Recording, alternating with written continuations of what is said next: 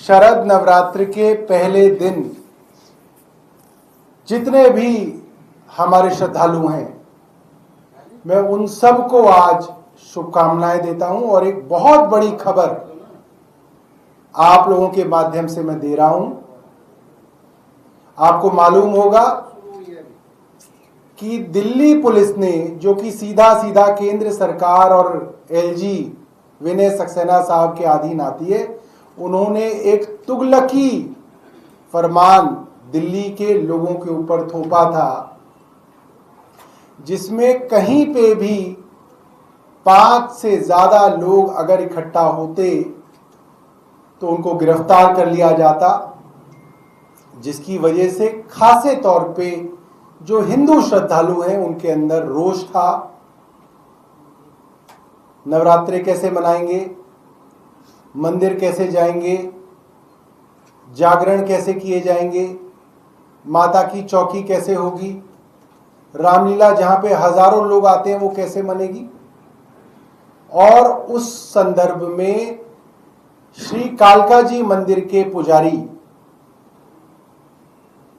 Supreme court पहुंचे थे और आज सुप्रीम कोर्ट में जब ये मेंशनिंग हुई तो केंद्र सरकार के एसजी तुषार मेहता जी ने कहा कि हम वो तुगलकी फरमान, वो दिल्ली पुलिस के ऑर्डर को वापस ले रहे हैं।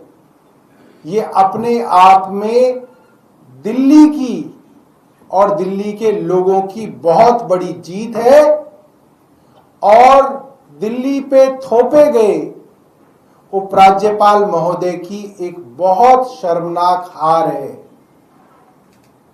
क्योंकि उनके वकील जानते थे, केंद्र सरकार जानती थी कि आप इस तरीके से बेतुके फरमान एक स्वायत्त देश के अंदर, एक आजाद देश के अंदर नहीं पढ़ सकते। ऐसा नहीं है कि आप पूरे शहर के ऊपर जो है कर्फ्यू लगा देंगे।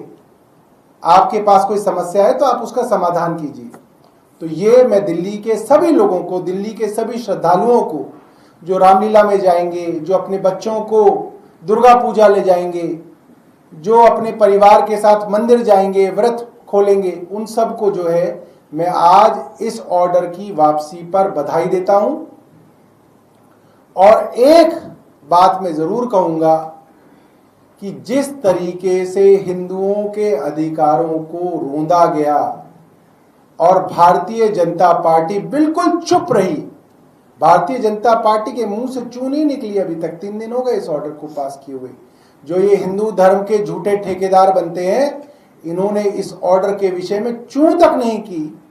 उनके लिए बहुत दुर्भाग्यपूर्ण है, आरएसएस के लिए बहुत दुर्भाग्यपूर्ण है कि उन्होंने इस ऑर्डर के खिलाफ एक शब्द भी पिछले 3 दिनों में नहीं निकाला।